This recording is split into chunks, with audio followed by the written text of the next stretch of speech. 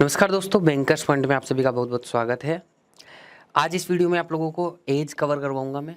As का topic कि कोई भी एग्जाम हो, बैंक पीओ का हो या क्लर्क का हो, चाहे उसके अंदर आईबीपीएस पीओ क्लर्क हो, चाहे आरआरबी जो ग्रामीण बैंक के पेपर होते हैं वो हो, चाहे एसबीआई का कोई एग्जाम हो, अभी के अंदर क्वांट के सेक्शन में एक या दो क्वेश्चन आप लोगों का एज से पूछ ही लिया जाता है। बेसिकली 3-4 चीज़ों के ऊपर डिपेंड करता है। अगर मैं एकदम से बेसिक की बात करूँ तो पहला चीज़ इसके अंदर परसेंटेज कि कैलकुलेशंस यानी परसेंटेज टॉपिक आपका थोड़ा बहुत क्लियर होना चाहिए, उसके बेसिक्स क्लियर होने चाहिए।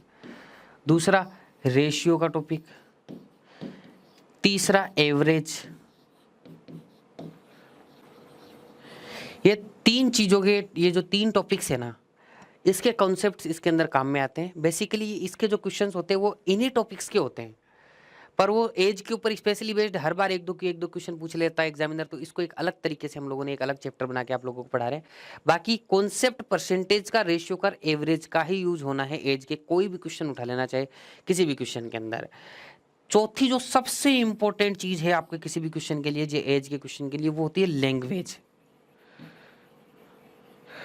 जैसे जैसे लैंग्वेज कहती जाती है वैसे वैसे क्वेश्चन को सोल्व करते जाओ, आराम से क्वेश्चन सोल्व हो जाएगा। अभी मैं करके दिखाऊंगा।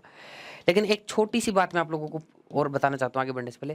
देखो, परसेंटेज और रेशियो का बेसिक के साथ एज टॉपिक में क्या यूज है और उसका बेसिक क्या है, उसके कॉन्सेप्ट्स क्या हैं, एकदम छोटी छोटी बातें मैंने पहले ही एक वीडियो में बता चुका हूं, तो इस वीडियो में उनको रिपीट नहीं करूंगा क्योंकि उससे कोई मतलब नहीं, आपका भी टाइम वेस्ट होगा। तो वो जो वीडियो है उसका लिंक मैं आपको डिस्क्रिप्शन में दे दूंगा, ठीक है? तो वो डिस्क्रिप्शन के अंदर जाके उसका लिंक देख लेना, या फिर इस साइड में आपको एक आई बटन मिलेगा, उस आई बटन पे क्लिक करोगे तो उस वीडियो का लिंक मिल जाएगा। वो मैंने काफ़ी टाइम पहले डाला हुआ था आरआरबी पीओ या क्लर्क के एग्जाम के टाइम पे। तो उसको आप क्लिक करके एकदम बेसिक से सीखने के लिए उसको भी एक बार देख सकते हो। आज का जो टॉपिक है, ये चैप्टर रहेगा, उसमें सारे कंसेप्ट, रेशियो भी यूज में आएगा, परसेंटेज भी यूज में आएगा, सबको क्लियर करते हुए चलेंगे। बीच में बेसिक भी बता दूंगा मैं। लेकिन मेन जो क्वेश्चन होंगे वो एवरेज को मिक्स करके एज के क्वेश्चन कैसे बन सकते हैं, उनके ऊपर ज़्यादा मैं पॉइंट करूंगा, उनके ऊपर ज़्यादा बात करूंगा सबसे पहले। और कुछ ऐसे क्वेश्चन होंगे जिनकी लैंग्वेज काफ़ी अच्छी होगी, जिसको समझने में भी मतलब आसानी से, वो जो टेढ़े मेढ़े क्वेश्चन हमें लगते हैं एज के, उसको आसानी से कैसे कर सकते हैं हम लोग, उन सारी चीज़ों के बारे में बात करेंगे। एवरेज का, रेशियो का, परसेंटेज का कॉन्सेप्ट के लिए मैंने आपको बता दिया कि आपको पुराने वाले उस वीडियो को जाके देख लीजिएगा। जो आप लोगों का एवरेज का कॉन्सेप्ट है उसके अंदर बस आपको एक ही दो चीजें ही छोटी छोटी ध्यान में रखनी है। जैसे फॉर एग्जांपल, मैंने 3 लोगों की एज का एवरेज दे दिया 5। मैंने बोला ए, बी और सी, 3 का एवरेज 5 है। तो आप अभी बच्चे नहीं, आप कंपटीशन की तैयारी कर रहे हैं, तो आपको बिल्कुल भी ये नहीं लिखना है A plus B plus C divide by 3 is equal to 5। ये हमें नहीं लिखना है। कहीं जरूरत पड़ेगी तो इसको भी लिखेंगे, हमें पता है एवरेज ऐसे ही निकलता है।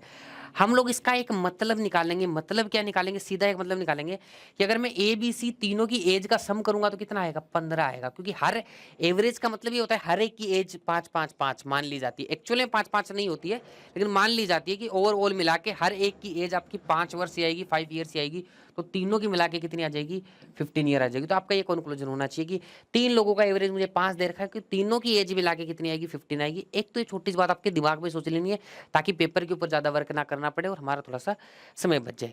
दूसरी बात, एक छोटी सी बात और मैं आपको समझाता हूँ जिससे डायरेक्ट इक्वेशन निकल के आ जाती है। जो अगला क्वेश्चन करेंगे हम उसी कॉन्सेप्ट के ऊपर बेस्ड करेंगे। जैसे मान लो मैं आपको ऐसे बोलता हूँ ए बी सी का एवरेज, ठीक है, ए बी डी के एवरेज एज से 3 ज्यादा है। ये क्या है? ए बी डी के एवरेज से 3 ज्यादा है। A B C average is 3 more than A B D age average. एक ऐसे एक चीज लिखे, तो इसको आप कैसे लिखोगे? इसको आप इस तरीके से लिखोगे जब लैंग्वेज पढ़ रहे हो कि भाई ए बी सी की जो एवरेज एज है ना, तो वो ए बी सी की एवरेज एज कितनी आएगी? ए बी सी की एवरेज एज आएगी डिवाइड बाई 3, ये आएगी। इस 3 more than A B D average age, तो ये 3 ज्यादा होगी किससे?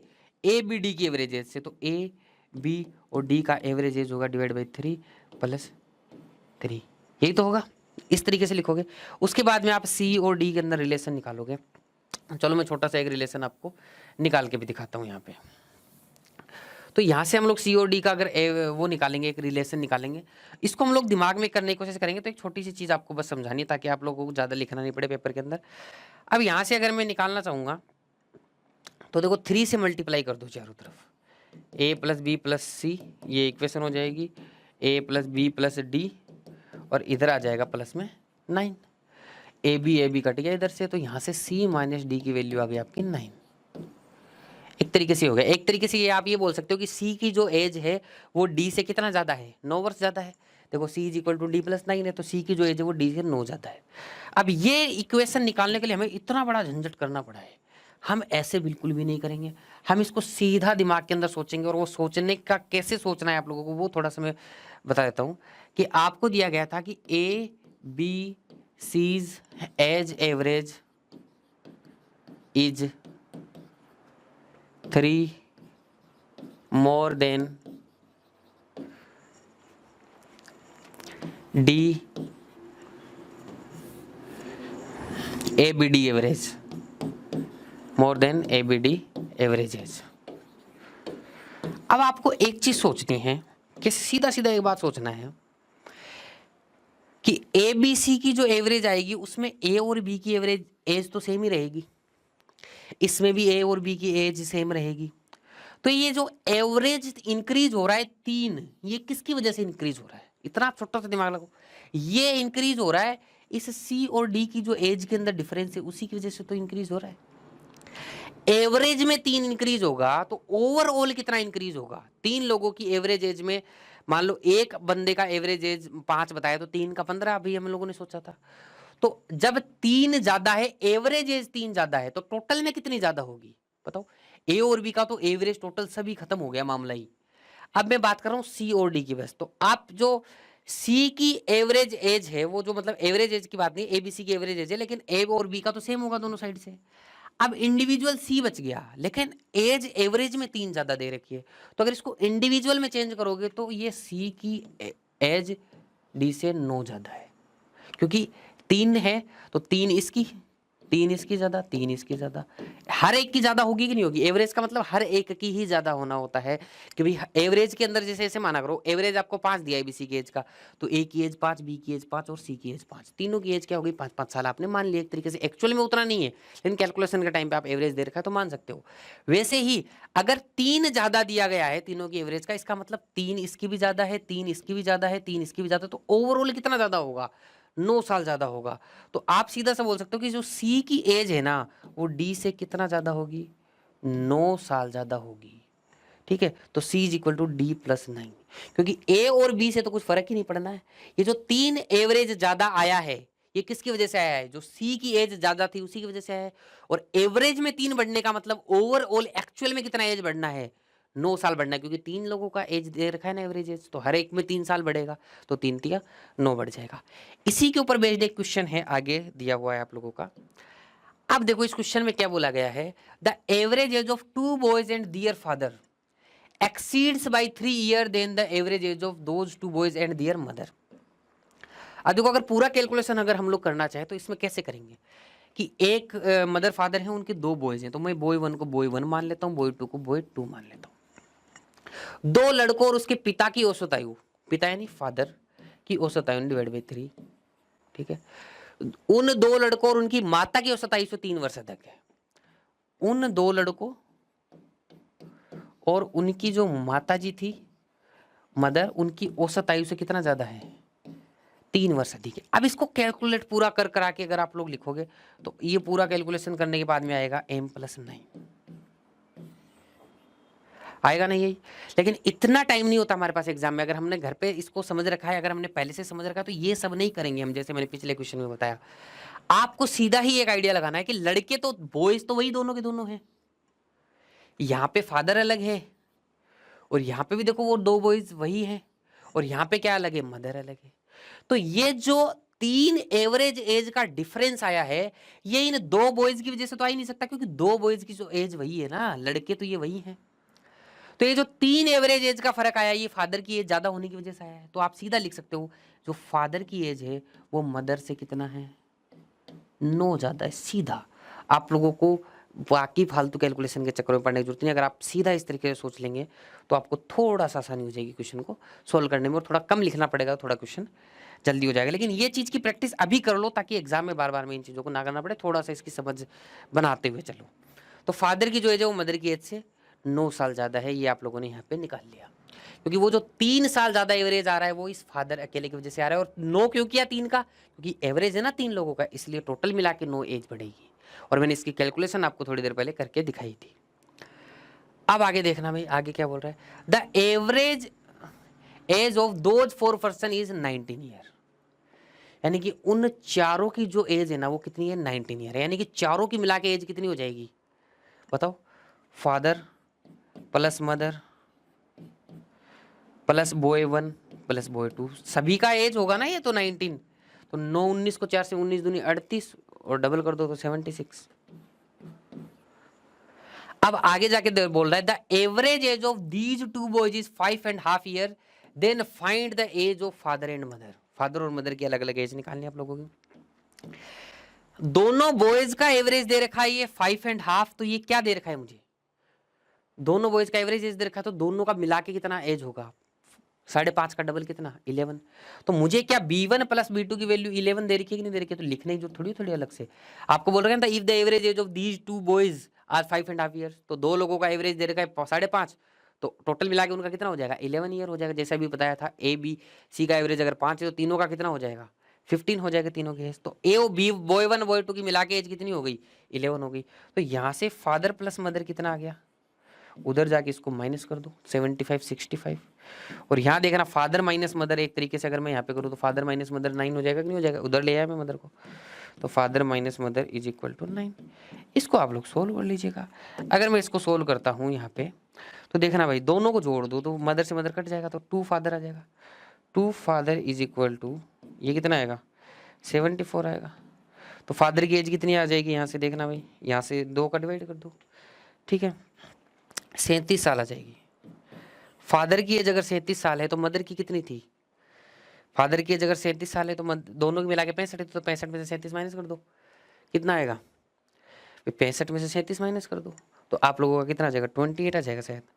मदर की जो एज है वो 28 आ जाएगी। तो 37 ईयर एंड 28 ईयर दोनों को देख लो जोड़ लो 65 आना चाहिए, जोड़ के देख लो 65 ही आएगा। इस तरीके से आसानी से कर सकते हो। तो बस मेरा कहने का मतलब था कि ये वाली जो लाइन है ना ये आप सीधी लिख सकते हो। मैंने एक छोटी सी बात इसमें आप लोगों को बताई है, और इतना डिफिकल्ट जो क्वेश्चन है ना उसको बड़ा आसानी से कर सकते हो आप लोग। और लैंग्वेज के हिसाब से चलना है आप लोगों को, और टोटल एज मान के चलना है एवरेज को। जैसे यहाँ पे बोला था चारों की एज मिला के 19 है, तो ये बस डिवाइड बाई 4 और मत लिखो, आप तो सीधा लिखो father plus mother plus B1 plus B2 सीधा 19 का 4 गुना हो गया 76 होगी सबकी एज, जैसा कि मैंने शुरू में लेक्चर में आप लोगों को बता दिया था। फिर आपको बोला बॉय 1 बॉय 2 की मिला के 5.5 है, तो दोनों का मैंने सीधा 11 लिख के कैलकुलेशन कर दिया। तो कम से कम लिखने की कोशिश करनी है और लैंग्वेज पे ध्यान देना है। लैंग्वेज पे अच्छे से ध्यान दोगे तो क्वेश्चन अपने आप ही होता हुआ चला जाएगा। थोड़ा सा बड़ा और कर लेते हैं क्वेश्चन को। हाँ जी देखो नेक्स्ट क्वेश्चन के ऊपर आ जाते हैं। बड़ा सिंपल सा क्वेश्चन है ये, एकदम थोड़ा सा मतलब सिंपल क्वेश्चन कर लेते हैं। बस लैंग्वेज के ऊपर ध्यान दीजिएगा सारे के सारे लोग।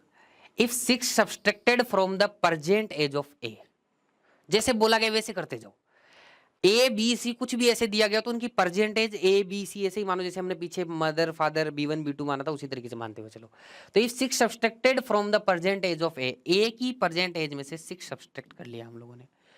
फिर बोला गया एंड द रिमाइंडर जो बच गया, मतलब A में से 6 माइनस करने पे जो बच गया तो यही तो बचेगा, A-6 ही बचेगा। And the remainder is divided by 18, यानी कि यदि वर्तमान A की वर्तमान आयु में से 6 घटाकर शेष फल को 18 से भाग दे तो शेष फल तो यही बचेगा A-6 के बाद में। शेष फल को अगर 18 से भाग दे जैसे बोला गया क्वेश्चन में से, तो B की आयु प्राप्त होती है, तो इज इक्वल टू B, तो B की आयु प्राप्त हो गई है मुझे, कोई दिक्कत नहीं। जैसे क्वेश्चन बोलते जाओ वैसे करते जाओ लैंग्वेज के अंदर। C की आयु 5 वर्ष है तथा B C से 2 वर्ष छोटा है, A की वर्तमान आयु ज्ञात करो।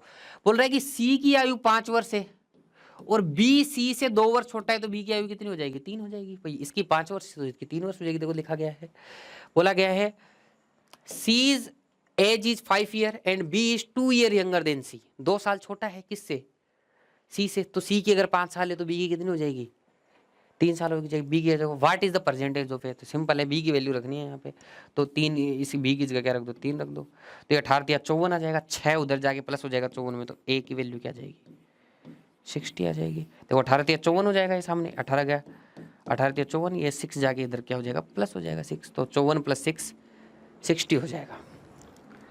Next question.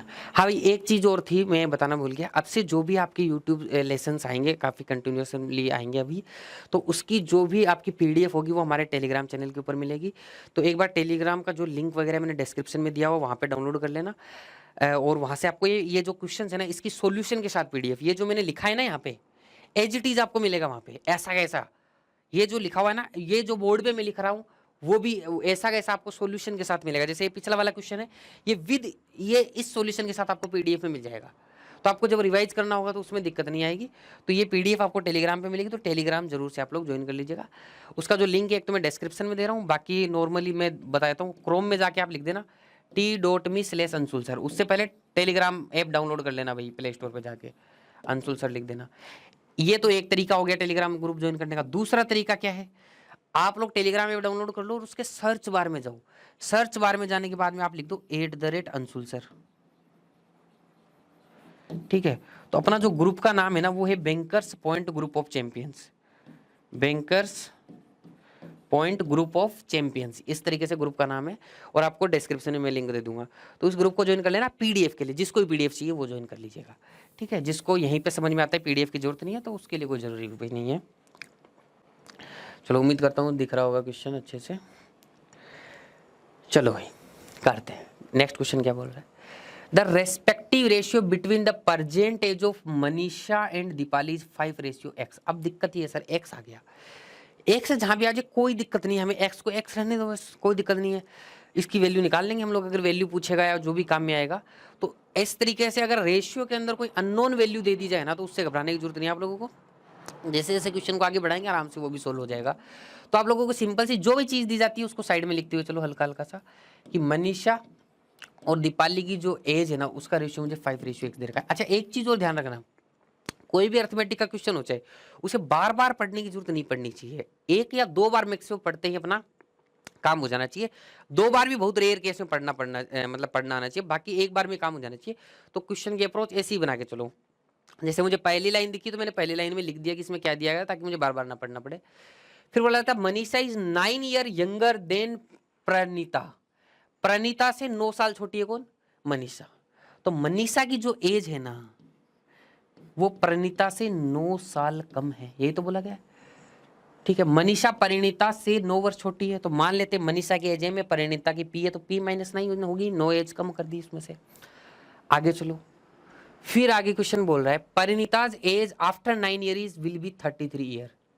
अब देखो परिणीता की एज 9 साल बाद 33 ईयर हो जाएगी, तो इसको लिखने की आपको जरूरत नहीं है, तो आपको तो प्रेजेंट एज चाहिए ना परिणीता की। तो परिणीता की प्रेजेंट एज कितनी हो जाएगी, 9 साल बाद 33 साल जिसकी एज हो जाएगी, तो 9 साल अभी कितनी है उसकी, मान लो मेरी एज 9 साल बाद जितनी भी हो जाएगी, तो उसमें से अगर मैं 9 साल माइनस कर दूंगा तो मेरी अभी की एज आ जाएगी।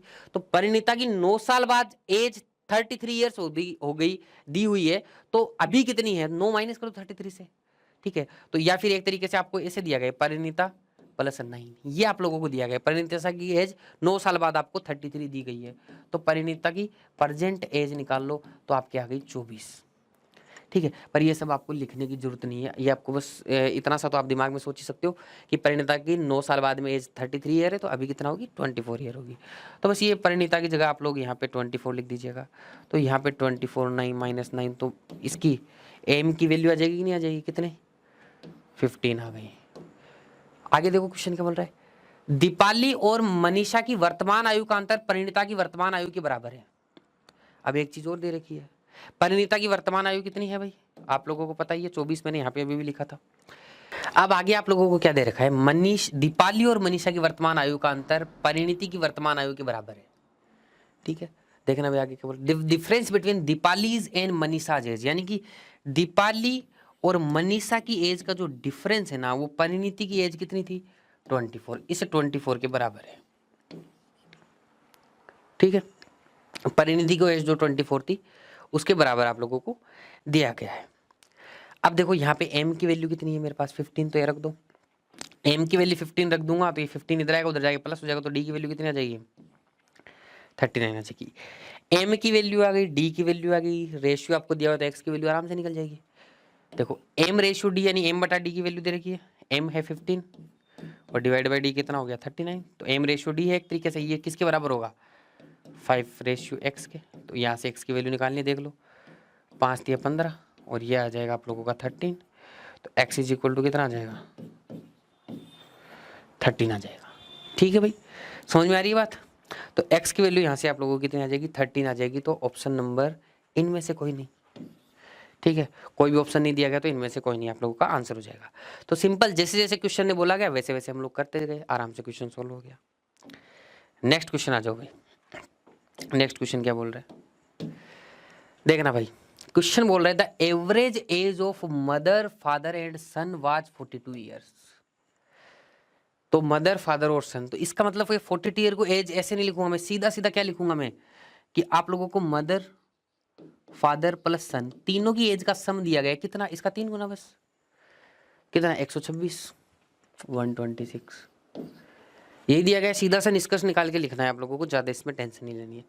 फिर आगे बोला गया at the time of the marriage of the son, ये जो सारा मामला दिया गया है ना, ये मतलब जो उसके बेटे की शादी हुई ना उस टाइम का है, उस टाइम पे एवरेज एज ये थी। तो उस टाइम की एवरेज एज मैंने यहाँ पे लिखी हुई है कि माता पिता और पुत्र की औसत आयु 42 वर्ष थी, बेटे की शादी हो गई, यानी कि बेटे की शादी जब हुई थी उस टाइम पे ये औसत आयु दे रखी है। इसकी लैंग्वेज में और देख लेना और क्या सुधार हो सकता है, ठीक है। तो बेटे की जब शादी हुई उस टाइम पे इनकी एवरेज एज ये दे रखी थी, तो इससे मैंने निष्कर्ष निकाल लिया कि जब बेटे की शादी हुई उस टाइम पे बेटे की, माता की और पिता की, तीनों की मिला के कुल आयु कितनी है 126 वर्ष है। उसके आगे क्वेश्चन बोल रहे हैं आफ्टर 1 ईयर, एक साल बाद an infant was born in the family, एक बच्चा हो गया भाई फैमिली में एक साल बाद में सन की शादी के, ठीक है। उसके बाद में बोल रहे हैं after 6 year of marriage the average age of family become 36 year. मतलब शादी के 6 साल बाद की बात हो रही है और उसकी एवरेज एज दे रखी है 36 ईयर, है ना। शादी के 6 साल बाद में टोटल एज कितनी, कितने लोग हो गए फैमिली के अंदर वो देखो आप। मदर है तो मदर की जो अभी एज हो गई, यहां पे लिख देता हूं 6 साल बाद, वो कितनी होगी +6 होगी। फादर है और सन है और डॉटर की उस टाइम पे जो एज थी वो डी थी, डी थी। तो ये उस टाइम पे एज थी जब शादी हुई थी। जो डॉटर इन लो आ गई ना, उसकी जो बहू आ गई वो भी तो आएगी अब फैमिली के अंदर। तो मदर फादर सन और डॉटर की एज उस टाइम पे कितनी थी, ये थी। अभी 6 साल बाद की बात हो रही है, तो 6 साल बाद कितनी होगी, हर एक की 6 बढ़ेगी तो चारों की मिलाई कितनी बढ़ेगी 24 बढ़ेगी, 24 बढ़ेगी। इसके बाद में एक बच्चा भी तो हुआ है, वो शादी के 1 साल बाद हो गया बच्चा। तो शादी के 1 साल बाद उसकी एज कितनी थी 0 थी, अभी अभी हुआ है। और लेकिन शादी के 6 साल बाद में कितनी हो जाएगी, 1 साल बाद तो हुआ और आगे के 5 साल। तो अभी बच्चा वो कितने का है 5 साल का है। बस आपको यही समझना था और कुछ नहीं समझना था इसके अंदर। इन सभी की औसत आयु कितने लोग हो गए, ये 1 2 3 4 और 5 लोग हो गए। इन सभी की औसत आयु मिला के 36 वर्ष हो गई, यानी कितनी हो गई 180। 36 में 180, 180 लिखना था। अब यहां देखना भाई, देखना आपको मदर प्लस फादर प्लस सन की जो टोटल एज है 126 दे रखी है। तो यहाँ पे इन तीनों की जगह क्या आ जाएगा 126 आ जाएगा। 126 प्लस 24 कितना हो जाएगा 150, 150 प्लस 5 155, 155 को उधर जाके मल्टीपल माइनस करोगे तो डी की वैल्यू कितनी आ जाएगी 25। 155 आ जाएगा ना, 155 को माइनस करो उधर जाके तो डी की वैल्यू कितनी है 25। तो यही तो पूछा गया है, शादी के समय दुल्हन की उम्र क्या थी। तो दुल्हन की उम्र तो डी थी, तो डी की वैल्यू 25 है, 25 ईयर्स। सिंपल, ज्यादा डिफिकल्ट इसमें ऐसे नहीं सोचना है कि ये पता नहीं शादी के टाइम पे दे रखा है, ये दे रखा है, यहाँ पे एवरेज दे रखा है, वहां पे एवरेज दे रखा है। एकदम से सिंपल, बस टोटल के बराबर कर दो इसको, अपने आप क्वेश्चन हो जाएगा। नेक्स्ट क्वेश्चन के ऊपर चलते हैं। नेक्स्ट क्वेश्चन क्या बोल रहा है, Satish age is 4 times the present age of his sons age. देखो एक बात, इस क्वेश्चन को मैं 2 मेथड से करवाऊंगा। पहला मेथड अभी समझा देता हूँ, उसके बाद में दो मेथड पढ़ेंगे। तो 2 मेथड से पढ़ेंगे इस क्वेश्चन को। पहले पहला मेथड देख लेते हैं जो एकदम बेसिक मेथड है, जिससे हम लोग हमेशा करते हैं किसी भी क्वेश्चन को। बोला Satish age is 4 times the present age of his son. देखो सतीश को भी एस लिखूं और सन को भी एस लिख दूं तो थोड़ी सी दिक्कत आएगी कि नहीं आएगी। तो मैं जो सन की एज है ना, वैसे तो मैं एस ही मानता हूँ, सन को एस मान लिया, डॉटर को डी मान लिया, तो ये जो सन है ना इसकी एज मैंने प्रेजेंट एज एक्स मान लेता हूँ, ताकि मैं एस एस में कंफ्यूज ना हूँ, और एस में मान लूंगा सतीश का नाम। तो सतीश की जो प्रेजेंट एज है ना, सतीश की जो प्रेजेंट एज है वो उसका जो सन है ना उसके 4 टाइम्स है, 4 गुना है उसकी। तो उसके सन की एज एक्स है, तो उसके सन की एज का 4 गुना यानी 4x होगा। फिर आगे क्या बोल रहे हैं, after 4 years the age of Satish become 3 times of the age of his sons age. 4 साल बाद, अब 4 साल बाद सतीश की एज क्या होगी, एस प्लस 4, और सतीश के बेटे की एज क्या होगी, एक्स प्लस 4। तो अभी जो सतीश की एज होगी उसके बेटे का कितना हो जाएगी, 3 गुना हो जाएगी। आगे पढ़ो भाई क्या बोल रहा है। If Satish wife age is 7/8 of his age, then find out the average present age of Satish and wife and his son. Satish wife and his son, Satish की वाइफ और उसके बेटे की जो एवरेज एज निकालनी है, नहीं दोनों की एज निकालनी है आपको एक तरीके से। तो देखो सबसे पहले यहाँ से सतीश की एज निकल जाएगी, नहीं निकल जाएगी। देखो भाई एस की वैल्यू रख दो पहले तो यहाँ पे 4x, एक्स एस की वैल्यू यहाँ पे 4x रखोगे, तो मान लो यहाँ पे मैंने 4x रख दी, अपने दिमाग में रख सकते हो इतना आप। ये देखो 3x बनेगा, 3x इधर आगे माइनस हो जाएगा, तो ये कितना बनेगा, x बनेगा। ठीक है, ये 4 तिया 12 बनेगा, और ये 4 उधर जाके 12 में से माइनस हो जाएगा, कितना आ जाएगा, x की वैल्यू 8 आ जाएगी। x की वैल्यू x की वैल्यू अगर 8 आ गई तो बेटे की एज तो 8 आ गई, और सतीश की एज कितनी आ जाएगी, 4 गुना यानी कि 32। तो सतीश की वाइफ की एज कितनी आएगी, 7/8 ऑफ हिज एज, यानी सतीश की एज का 7/8 गुना। सतीश की एज का 7/8 गुना कितना होगा, 8 चौक 32 और 7 चौक 28, 28 साल हो जाएगा। पूछा क्या गया है, सतीश की वाइफ और उसके बेटे की सन का जो Satish wife and his sons average age, यानी कि सतीश की वाइफ और उसके बेटे का एवरेज एज पूछा गया। तो सतीश की वाइफ की एज है 28 और उसके बेटे की 8, दोनों को जोड़ो कितना आ जाएगा, 36/2, यानी कि एवरेज निकालने के 2 से डिवाइड कर दूंगा, 18 आ गया answer. Option number A is your answer. Next question, next question क्या बोल रहा है देखिए भाई, अच्छे से समझना इस क्वेश्चन को। अच्छा उस क्वेश्चन का मेथड सेकंड तो मैंने बताया ही नहीं, सॉरी। इस क्वेश्चन का भी मेथड सेकंड से करेंगे, तो यहीं पे कराऊँ, फिर ये मेथड छुप जाएगा जब आपको पीडीएफ दिया जाएगा, तो कोई बात नहीं, ये मेथड आप लोग नोट डाउन कर लीजिएगा, पीडीएफ में नहीं मिल पाएगा, और पीडीएफ के लिए टेलीग्राम जरूर से ज्वाइन कर लीजिएगा। चलो मेथड सेकंड की बात करते हैं। इसकी मेथड सेकंड होता है जो मैंने आपको एज वाला पहला वीडियो बताया ना, मैंने बोला आई बटन में या डिस्क्रिप्शन में लिंक मिलेगा, उस वीडियो में मैंने आपको एक रेशियो का कंसेप्ट समझाया था थोड़ा सा, उस कंसेप्ट से भी इसको कर लेते हैं। अभी मैं थोड़ा सा रिपीट कर दूंगा उसको, कोई टेंशन नहीं, जिसको नहीं आता है उसको भी। देखो बोला सतीश की आयु उसके पुत्र की आयु का 4 गुना है, यानी कि सतीश की आयु, कहाँ लिखूं, यहीं लिख देता हूँ, सतीश की आयु और सतीश का जो सन है उसकी आयु, दोनों की जो प्रेजेंट एज है, अगर मैं उसका रेशियो लिखना चाहूँ, अगर इस क्वेश्चन को रेशियो से भी कर सकते हो आप ये गुना वगैरह वाले क्वेश्चन, ठीक है। 4 गुना है वर्तमान आयु की जो एज का, सतीश की एज सन की एज से 4 गुना है। तो अगर मैं मानता हूँ सन की एज 1 है तो सतीश की एज कितनी है, 4 है, ये तो प्रेजेंट में है। फिर कितने साल बाद की एज दे रखी है, 3 साल बाद, यानी कि प्लस 3 ईयर, 3 ईयर बोल रखा है ना, 4 वर्ष बाद, सॉरी 4 वर्ष बाद बोला है, प्लस 4 ईयर। फिर बोला गया है कि 4 वर्ष बाद सतीश की आयु उसके पुत्र की आयु का 3 गुना हो जाएगी। अगर मान लो 4 वर्ष बाद अगर उसके सन की आयु 1 है तो उसकी खुद की आयु कितनी हो जाएगी, 3। ये रेशियो है, तो ऐसे में समझना है 1-1 बराबर कैसे होगा, रेशियो बताया गया 4 साल बाद में। अब मैंने आपको हमेशा से ये बताया, रेशियो के अंदर भी रूल बताया, प्रेजेंट एज और 4 साल बाद की एज, चाहे वो सतीश की है उसकी बेटे की हो, उन दोनों के अंदर डिफरेंस बराबर होगा कि नहीं होगा। मेरी प्रेजेंट एज और 4 साल बाद मेरी एज, और मान लो मेरा कोई बेटा है, उसकी प्रेजेंट एज और उसकी 4 साल बाद में एज, दोनों का डिफरेंस तो सेम ही होगा ना, प्रेजेंट एज का और 4 साल के बाद का डिफरेंस तो 4 साल ही होगा, सेम होना चाहिए। तो जब 2 रेशियो हैं सतीश और सन का, प्रेजेंट का और 4 साल बाद का, मैंने पिछले वाली वीडियो में समझाया, एक बार समझ लीजिएगा वहां से भी, तो इनका जो ये डिफरेंस है प्रेजेंट का 4 साल बाद का, ये बराबर होना चाहिए कि नहीं होना चाहिए। इधर तो देखो एज का डिफरेंस आ रहा है 1 और इधर आ रहा है 0 रेशियो के अंदर, तो रेशियो सेटिस्फाइड नहीं हो रहा है एक तरीके से, जो कंडीशन है हमारी। तो इसको सेटिस्फाई करने के लिए हम लोग क्या करते हैं, जब आपको वर्टिकल डिफरेंस बराबर चाहिए, ध्यान से सुनना, मैंने पिछले वीडियो में बताया था, जब आपको वर्टिकल डिफरेंस बराबर चाहिए तो हमें हॉरिजॉन्टल डिफरेंस से मल्टीप्लाई कर देते हैं। तो ऊपर नीचे, तो नीचे का हॉरिजॉन्टल डिफरेंस कितना है, 2 है, तो उसको तो ऊपर मल्टीप्लाई कर दो, और ऊपर का हॉरिजॉन्टल डिफरेंस कितना है, 4 और 1 का 3 है, तो उसको नीचे मल्टीप्लाई कर दो। अब बताओ नया रेशियो कितना आ गया, 8:2 और 9:3।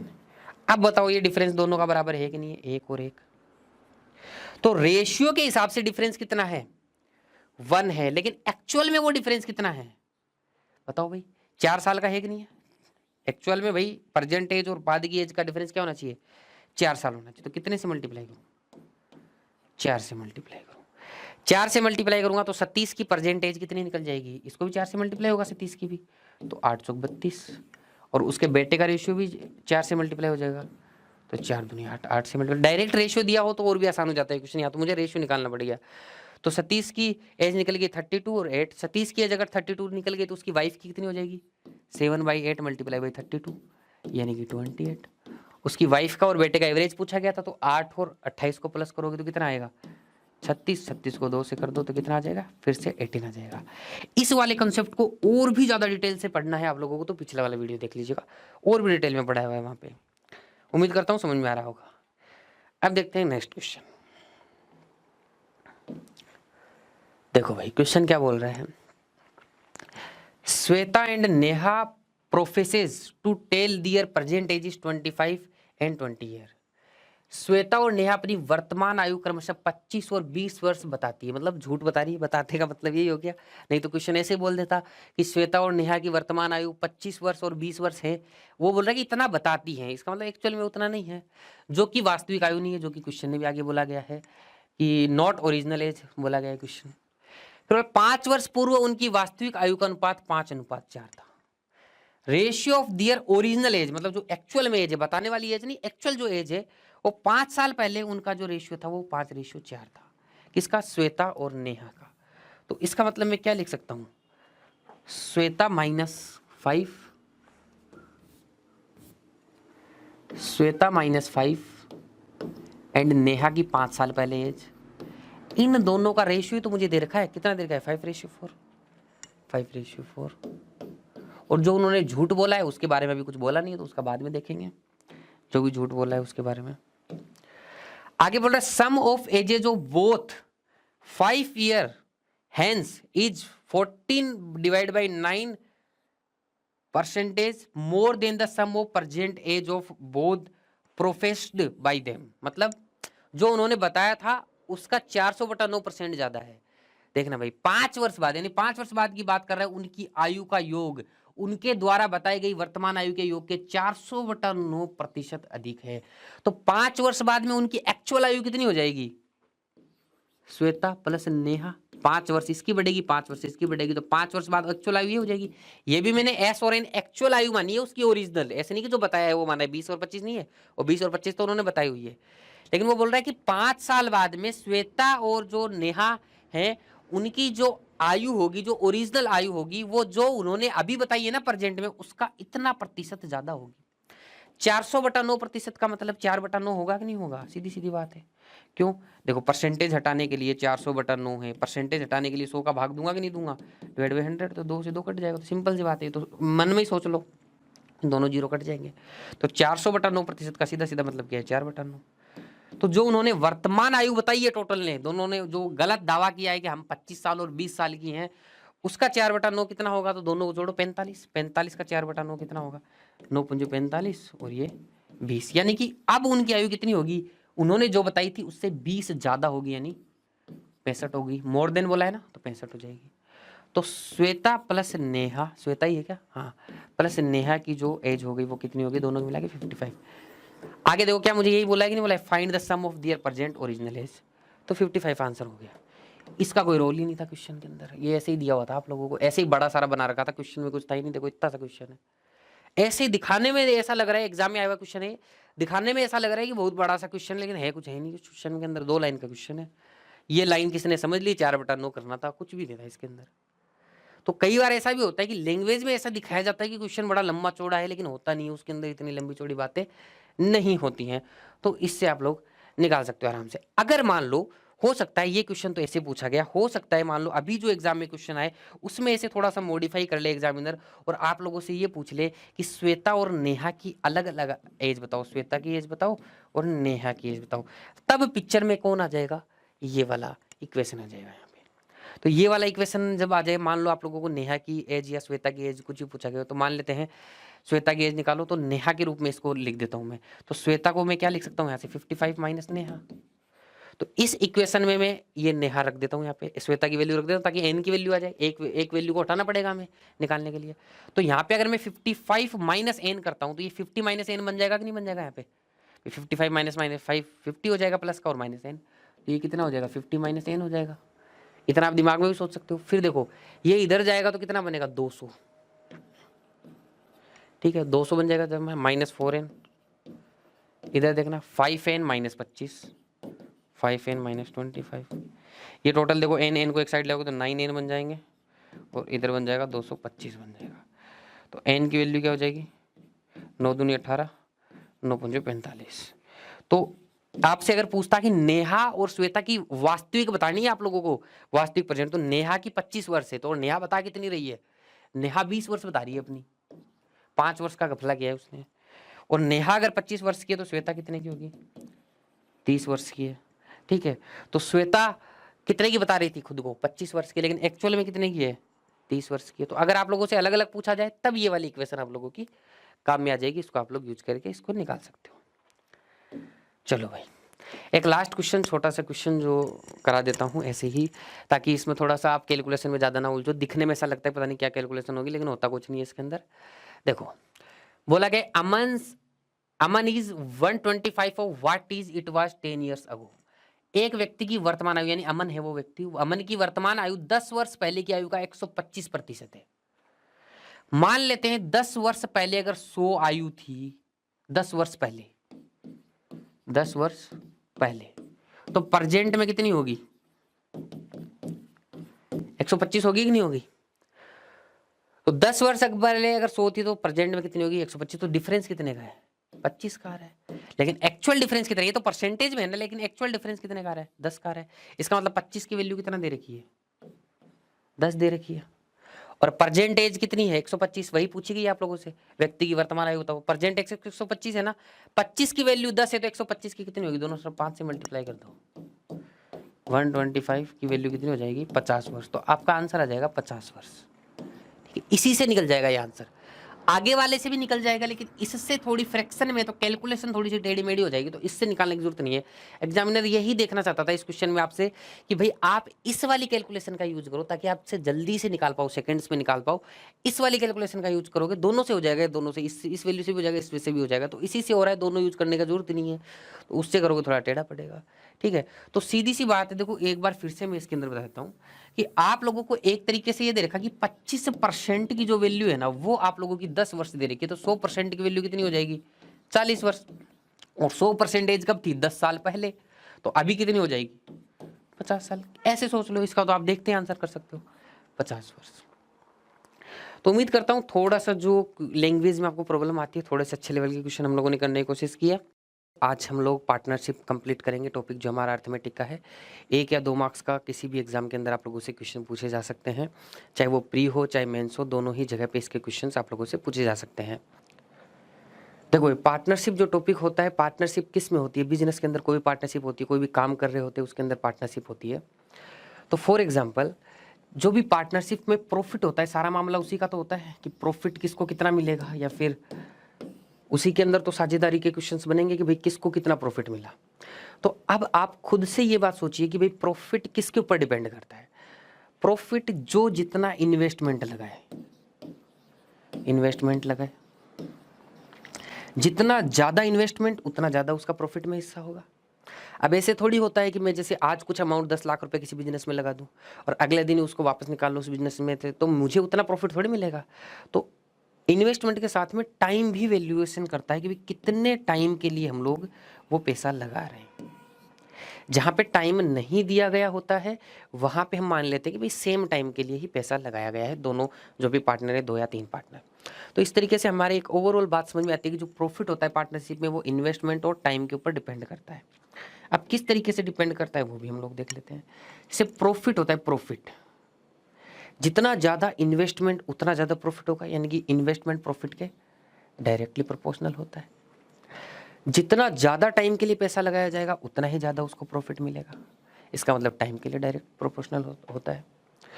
तो इसका मतलब ओवरऑल प्रॉफिट की अगर मैं बात करूं तो वो डायरेक्टली प्रोपोर्शनल होता है investment multiply by time, IT।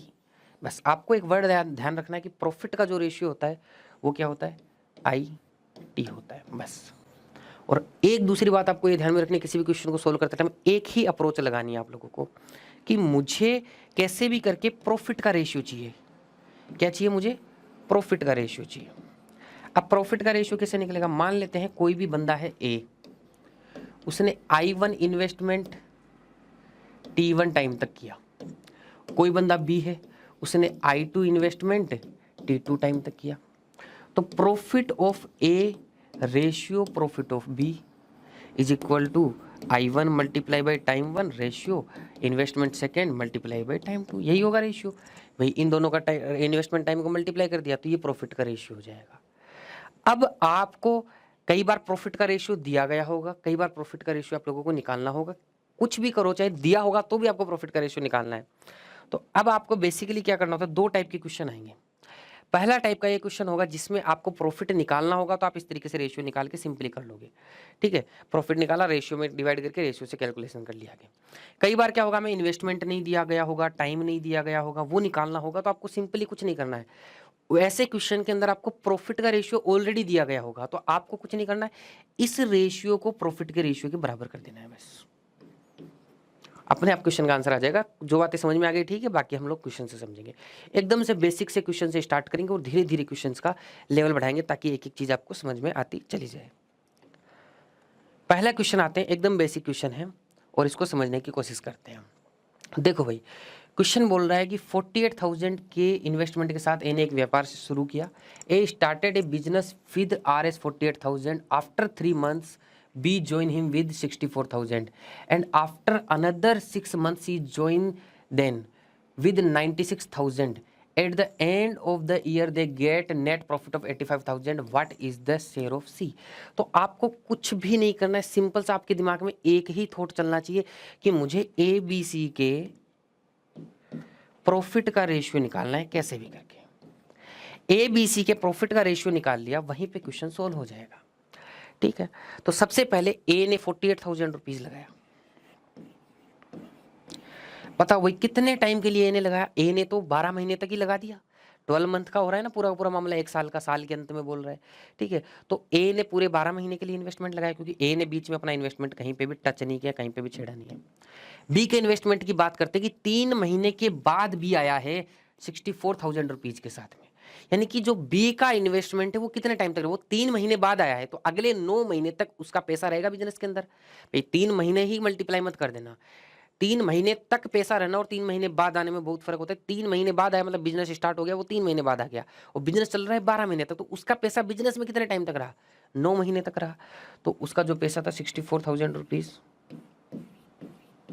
वो कितने महीने तक रहा, 9 महीने तक बिजनेस में रहा। अब बात करते हैं सी की, उसके 6 महीने बाद, किसके 6 महीने, ओवरऑल 6 महीने बाद नहीं बात कर रहा है, बी आने के 6 महीने बाद में। यानी कि 3 महीने बाद तो बी आया था और 6 महीने और बाद आया है कौन, सी। तो ओवरऑल सी कितने महीने बाद आया है, 9 महीने बाद आया है। इसका मतलब सी का पैसा कितने महीने तक रहेगा, 3 महीने तक ही रहेगा बिजनेस में। तो सी का कितना पैसा था, 96,000। 96,000 कितने महीने तक रहा सी का पैसा बिजनेस में, 3 महीने तक। सिंपली आपको ये रेशियो कैलकुलेट करना है। अब देखो कैलकुलेशन आराम से करो, कोई दिक्कत वाली बात नहीं है। 3 0 3 0 और 3 0 काट दिए, 16 से काट दो, 16 छिक 96, 16 चौक 64 और 16 दूनी 32, 16 तिया 48। फिर देखो भाई किससे कट रहा है, फिर से काट के देख लो, 4 से कट रहा है कि नहीं कट रहा है, 4 तिया 12 और ये 4 काट दिया, नहीं 4 से नहीं कटेगा, 3 से ही कटेगा। तो 3 चौक 12, तो ये 4 यहीं पे रहेगा, सॉरी ठीक है, ये 4 यहीं पे रहेगा, 3 तिया 9 और 3 दूनी 6। इस तरीके से कट गया। और कोई किसी से कट रहा है, देखो भाई फिर से 3 से कट रहा है ना, देखो 3 3 3 कट गया, 2 से फिर से काट दो, 2 दूनी 4 2 दूनी 4। तो रेशियो आपका आ जाएगा 2:1। अब आपको रेशियो में जैसे मैंने पढ़ाया था उसी तरीके से इसको सोल्व करना है। रेशियो किसका निकला है, प्रॉफिट का निकला है। तो रेशियो के हिसाब से टोटल प्रॉफिट कितना होना चाहिए, रेशियो के हिसाब से टोटल प्रॉफिट मेरा होना चाहिए 5 रुपए। रेशियो के हिसाब से ना 2 रुपये इसका, 2 रुपये इसका, 1 रुपया इसका, लेकिन एक्चुअल के अंदर कितना प्रॉफिट है भाई बताना? 85,000, उनको 85,000 रुपये का फायदा होता है। तो इस ये 5 नहीं हो के रियलिटी में कितना है 85,000, तो कितने से मल्टीप्लाई होगा भाई? 17,000 से। पूछा किसका गया है? सी का हिस्सा बताओ। सी का हिस्सा क्या है? 1 है, तो इसको भी रियल में बदलने के लिए किससे मल्टीप्लाई होगा? ये भी 17,000 से मल्टीप्लाई होगा, तो आंसर क्या हो जाएगा? 17,000। ये लो भाई, एकदम सिंपल तरीके से बेसिक कंसेप्ट इस क्वेश्चन से आपको समझ में आ गया होगा। कुछ नहीं करना है, इन्वेस्टमेंट मल्टीप्लाई बाई टाइम करना है। अब आ जाते हैं नेक्स्ट क्वेश्चन के ऊपर। ये SBI PO प्री के अंदर 2017 में क्वेश्चन आया था। ये रेशियो बेस्ड क्वेश्चन है पूरा का पूरा। इसको सोल्व कर लेते हैं। बोला 3 partners ABC invested their amounts in the ratio 7:5:3। तो इन्वेस्टमेंट का जो रेशियो था वो था 7:5:3। अब आपको ये रेशियो दिया गया है, तो अब जब आपको फाइनली इन्वेस्टमेंट से भी तो रेशियो निकालना होता है। जैसे पिछले वाला क्वेश्चन था उसमें 48,000, 64,000, 96,000 का क्या रोल था? ओवरऑल इन्वेस्टमेंट में रेशियो ही निकला था। तो ऑलरेडी हमें रेशियो दिया गया तो हमें कोई दिक्कत नहीं है। तो वही बात आती है फिर से, A, B और C 3 लोग हैं, इनका इन्वेस्टमेंट का रेशियो ये है। अभी इनको लिखना नहीं है, आप लोग आगे देखते फिर क्या बोल रहे हैं। At the end of 6 months A withdrawal his amount such that his total investment will be equal to the C's initial investment. अब क्या कर रहा है, ये जो 7 रुपये एक तरीके से मान के चलो आप लोग, क्योंकि रेशियो निकालना है तो इसको 7 रुपये इन्वेस्टमेंट है। ये जो 7 रुपये का जो इन्वेस्टमेंट था रेशियो के अंदर, ये ए ने कितने महीने तक रखा? सिर्फ 6 महीने तक रखा है। 6 महीने बाद तो ए ने कुछ पैसा निकाल लिया, तो ये इन्वेस्टमेंट तो 6 महीने तक ही रहा है। इसके बाद में इन्वेस्टमेंट कुछ और हो गया है। 6 महीने बाद में क्या हो गया है? कुछ पैसा ऐसे विड्रॉल कर लिया कि उसका जो टोटल इन्वेस्टमेंट 6 महीने बाद में सी के पहले, सी का जो इनिशियल इन्वेस्टमेंट था उसके बराबर हो गया। सी का जो पहले इन्वेस्टमेंट था उसके बराबर हो गया, यानी कि सी का इन्वेस्टमेंट कितना था? 3 रुपये था, तो सी के इन्वेस्टमेंट 3 रुपये के बराबर हो गया। ठीक है, तो आप लोगों ने अगले 6 महीने के लिए ए का इन्वेस्टमेंट कितना रहेगा? 3 रुपीज़ रहेगा। तो ओवरऑल इन्वेस्टमेंट इस तरीके से आप लोगों को प्लस करना है, चाहे वो रुपीज़ में दिया हो चाहे वो रेशियो में दिया हो। आगे देखो क्वेश्चन क्या बोल रहा है। If C's share in annual profit is Rs 3600, A's annual profit will be. तो अब आपको बाकी बी और सी के बारे में कुछ नहीं दिया गया, तो बी का पैसा पूरा 12 महीने के लिए रहा है और सी का पैसा भी पूरा 12 महीने के लिए रहा है। अब काट पीट दो इसके अंदर, देखो किससे कट रहा है? 6 से कट रहा है सबसे पहले। देखो 6 जोड़ना नहीं है, पहले काट दो। 6 दूनी 12 और 6 दूनी 12। फिर से किसी से कट रहा है? नहीं कट रहा है, चलो कोई बात नहीं। तो 7 और 3 ये कितना आ गया? 10 आ गया। यहाँ पे क्या 5 दूनी फिर से 10 आ गया और ये आपका 6 आ गया। 2 से फिर से कट रहा है, ठीक है। तो 5:5:3 आ गया आप लोगों के पास। ये आपका प्रॉफिट का जो फाइनल रेशियो है वो आ चुका है आपके पास में। अब हम लोगों को क्या बोला? C's share in the annual profit. C का जो एनुअल प्रॉफिट में शेयर था वो 36 रुपये था, लेकिन रेशियो के हिसाब से सी का एनुअल प्रॉफिट में शेयर कितना है? 3 रुपीज़ है। तो ये 3 नहीं होके एक्चुअल में कितना है? 3600। तो कितने से मल्टीप्लाई करूँ? 1200 से मल्टीप्लाई कर दो। पूछा किसका गया है? ए का एनुअल प्रॉफिट क्या है? तो ए का 5 था, तो इसको भी 1200 से मल्टीप्लाई। तो कितना आ जाएगा आपका? 12×5 = 60, यानी कि 6000 rupees. Option number A is your correct answer. उम्मीद करता हूँ समझ में आ रही होगी चीज़। जो पहला क्वेश्चन किया हमने रुपीज़ के अंदर, फिर हमने रेशियो में कर लिया। दोनों टाइप के क्वेश्चन आपको समझ में आ गए। अब आ जाते हैं थोड़ा सा और मॉडरेट लेवल के ऊपर क्वेश्चन को लेके आते हैं। देखो भाई क्वेश्चन क्या बोल रहा है।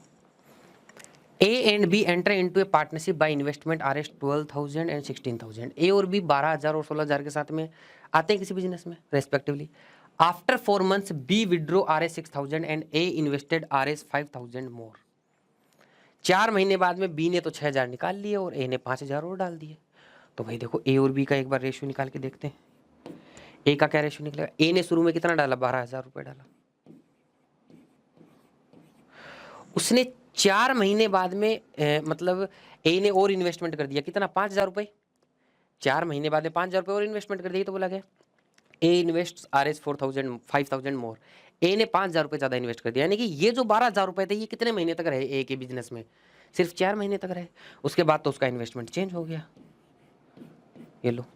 अब इन्वेस्टमेंट ए का कितना हो गया, उसके 12,000 तो पहले से थे ही थे, उसने 5,000 और डाल दिए, तो उसका पैसा कितना हो जाएगा, 17,000 हो जाएगा 4 महीने बाद में। कितने महीने के लिए, अगले 8 महीने के लिए। ये लो, ये ए का आ गया। अब बात करते हैं बी की। बी ने क्या किया, शुरू में 16,000 इन्वेस्ट किया था, चलो भाई 16,000। अब उसने 4 महीने बाद तक तो ये रखा था, 4 महीने तक तो यही पैसा रखा, कुछ नहीं छेड़छाड़ की उसके साथ। 4 महीने बाद में बी ने क्या किया, 6,000 रुपए वापस निकाल लिए। तो 4 महीने बाद में बी का इन्वेस्टमेंट कितना बच गया, 16,000 था, उसमें 6,000 वापस निकाल लिए, तो 10,000 बचा। कितने महीने के लिए, अगले 8 महीने के लिए। अब बात करते हैं सी की, ठीक है। After 2 more months, after 2 more months का मतलब क्या है, 4 महीने के बाद में, 2 महीने बाद में, मोर आ गया ना, तो ओवरऑल कितने महीने बाद में, 6 महीने बाद में सी ज्वाइंड विद 20,000 कैपिटल। सी ने 20,000 रुपए के साथ में बिजनेस को ज्वाइन कर लिया। तो सी का ये 20,000 रुपया कितने टाइम तक रहा बिजनेस के अंदर, 4 महीने तो ये बाद में आया, उसके 2 महीने बाद में आया, यानी सी 6 महीने बाद में आया, तो अगले 6 महीने तक ही उसका पैसा रहेगा बिजनेस में। तो 20,000 रुपया कितने महीने तक रहेगा,